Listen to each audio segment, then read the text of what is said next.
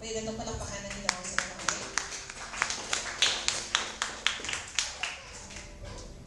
Merry Christmas. Alright. I want to share with you about Christmas sa sining hapon. And we need to understand kung ano ang Christmas kay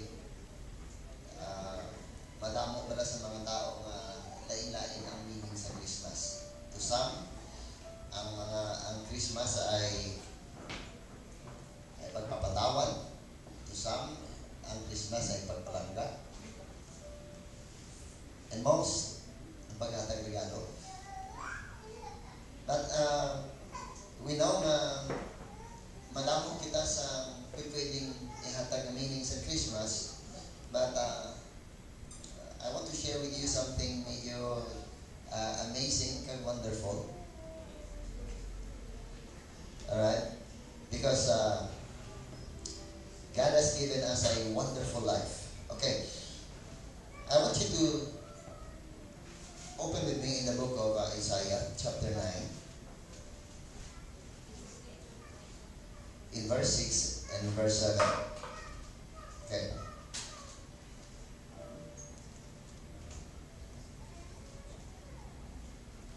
This is a very familiar chapter.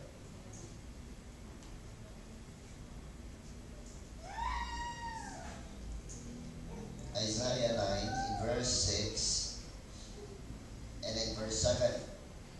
Okay. Basahan ko ni magabangamuyo kita. For unto us a child is born, unto us a son is given, and the government shall be upon his shoulder, and his name shall be called Wonderful, Counselor, the Mighty God, the Everlasting Father, the Prince of Peace. Of the increase of his government and peace there shall be no end. Upon the throne of David and upon his kingdom to order it, and to establish it with judgment and with justice from henceforth ever, even forever. Okay. Magapangamuyo kita. Dear Lord, nagpasalamat kami sa sining mga pulong. Tagay kami Ginoo sa espesyal na pag-amok sa sining hapon. Lord, taga-amugay kami sa kapahayagan. And we pray, Lord, that you will speak to us, Lord, in our spirit, in the inner man, Lord. I pray that you will strengthen us, encourage us, Lord, some more, so that we will have a wonderful and amazing life, oh God. So we thank you for giving us your life, and in return, Lord, we will serve you as well, with all of our life, with all of our strength, with all of our might. And we thank you for helping us, Lord, sitting upon while we tackle upon these chapters and verses of the Bible. Thank you, Lord, for Christmas, because in it, Lord, lies our salvation, our healing, our provision, our protection. We bless you, we honor you, in Jesus' name. Amen. Okay? Sa gamay ako, medyo kitunduan kami isang lain niya klase sa Christmas. Sa kamay kami, kinutundoan kami magsabit sa sacks. Sino sa inyo kaging nga sabit na sa sacks? Pero kung ano mo, sa lalong kita ko mo. Sinisa ako magsabit ka sa sacks para amo na siya ang sudlan ni Santa. Siling ko, tani imbis nga S-O-C-K ang ginsabit ko, tani pala S-A-C-K. Naintindihan nyo? I mean, gamay lang ang medyas kung tagaan kami sa kasako ng bugas sa Ginoo, hindi kayo go sa kamedyas. I want you to understand this, na ang Christmas is not just like that. Amo nang training sa amon, ang ginpakilala sa akon yung mga persona na naghahatag sa regalo ay Santa Claus. Sabi nga, pray Claus, di ko, Santa Claus. Ihalin ko bala na ang end dito sa punta. Sabi ko, Satan's Claus. Now, remember this, anything that robs us of God, anything nga dapat ihatag natin pa sa Ginoo, yan ihatag sa lain niya persona is not from God. So, I would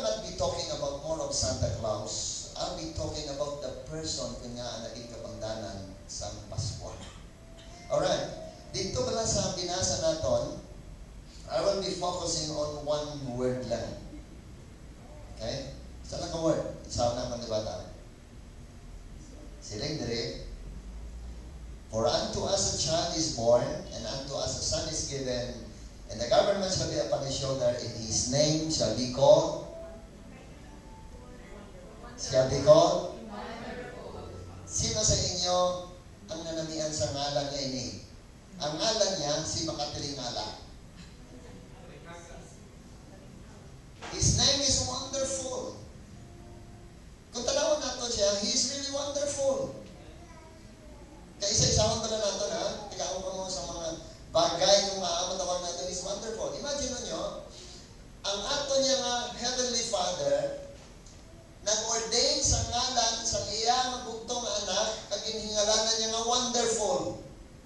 Sa Bible, may mga tao yan, ang ngalan nila si Pait, si Malas, si Kasakit. Do you know si Jabez? Do you know ang isa pagit katao na nadulaan sa glory, nalipat lang sa terminology sa ngalan niya? Si Ikabod. Ang Ikabod, nadulaan sa Himaya. So, napakapait. Pangabayon ko lang mo, kung magpangalan mo kamo sa inyong mga kabataan, at di ang matahong-tahong man niyang ngalan, kaya ang ngalan na may destiny naman.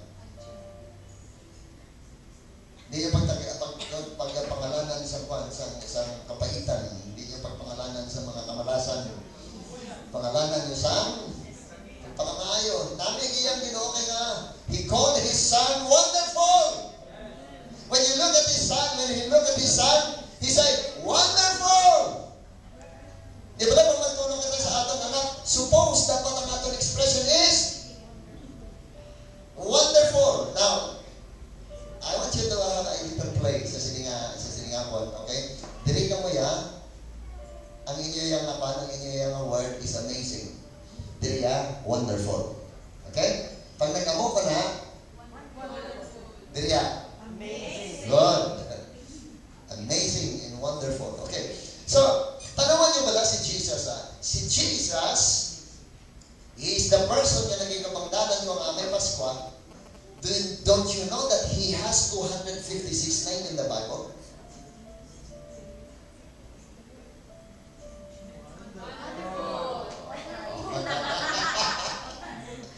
He has 256 names kaya He could not be described by only one name.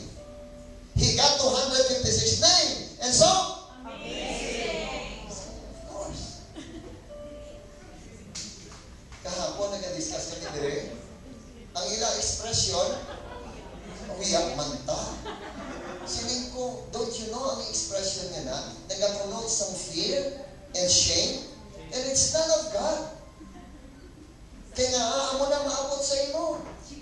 Maabot ang tiniyon niya nga, mahuya ka gid. Kaya nga, hinambang mo na huya ka, and then maabot pa sa imo ya, ang experience siya, mahuya ka gid. Are you with me? And then siya rin itagdag ganit kahapon. Liwaton, i-replace mo sa Ginoo. Ano ganit timog sa Ginoo? Uyaman ta.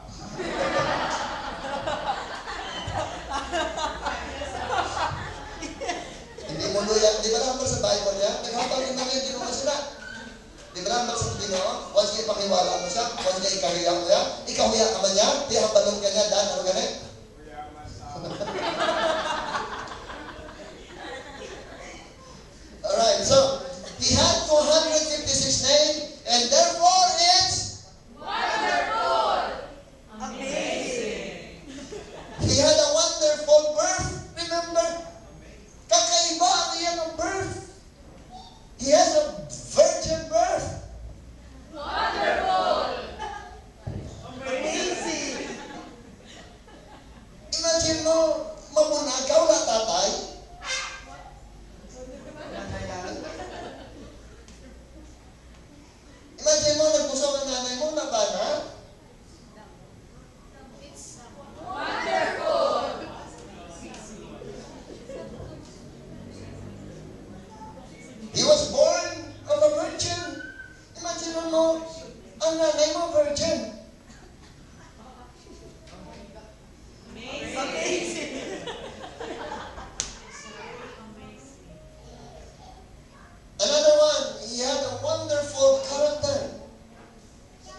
is very attractive. Ang gamagagmay nga bata, ano kayo nagayon sa iya? Once na makakadto siya sa kalugar, ka-amazing siya, kaya he was very attractive. Doon naman sa Bible, hindi man siya pumatagwapo.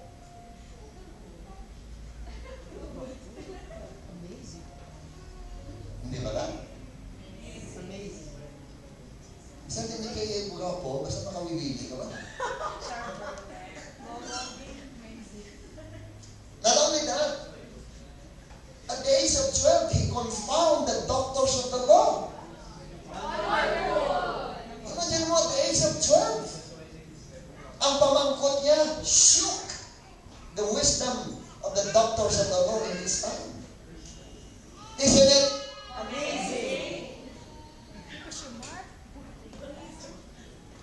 Now, encourage you, dahil sa pagwa niya pala, expression niya, hindi na mahuliyak man, kundi wonderful. Kaya mo na siya, remember this. The moment you declare wonderful and amazing in your life, you will have a wonderful experience. You will have amazing results. That's why it's a good thing for us to declare those good things. That's why when you say, you are saying the name of the Son of the living God. And not only that, he amazed his enemies with his wisdom. When he speaks, it's full of wisdom and full of understanding. That's why his father called him Wonderful. He teaches with power and he teaches with authority, not just like the scribes. When he speaks, he knows what he's talking about. When he speaks, he's not like an ordinary teachers. Kaya sa Bible, he's not like the scribes and Pharisees because he speaks with authority. Amazing. He had a wonderful life. Even his enemies could not find fault in him. Isn't it? Wonderful. Hindi ba lang? Kung ang mga kontra mo, hindi ba lang ang kontra mo, ang kinatanaw lang nila, ang sala mo. Bakit nila kinatanaw ang kaayo mo? Basta kontra mo gani, ang kinatanaw nila, ang kalamayon mo. Kaso hindi sila nakita kalamayon ni Jesus. Isn't it? Wonderful. Tani, ako makabla kita, mga ginapakitaan na kita sa pool, pero hindi magyapong kita makita sa pool nga. You are living a Wonderful life. Isn't it God? Wonderful. Because He is wonderful. Remember, Jesus is so wonderful. He is, makatilingalang yapon din man siya. Even in trials, He is Wonderful. even in His sufferings. So amazing. He is wonderful even in death. Gamaya lang ka magsala. He is wonderful even in His death. Amo na siya. In every aspect of His life. He bears that name. Kung wala din magsala ang iya mamay, nga tawgon siya na Wonderful. my God. How wonderful is Jesus. Not only in His death, but He is wonderful in His resurrection. Kakaiba giman. Wonderful giman ang iyang resurrection.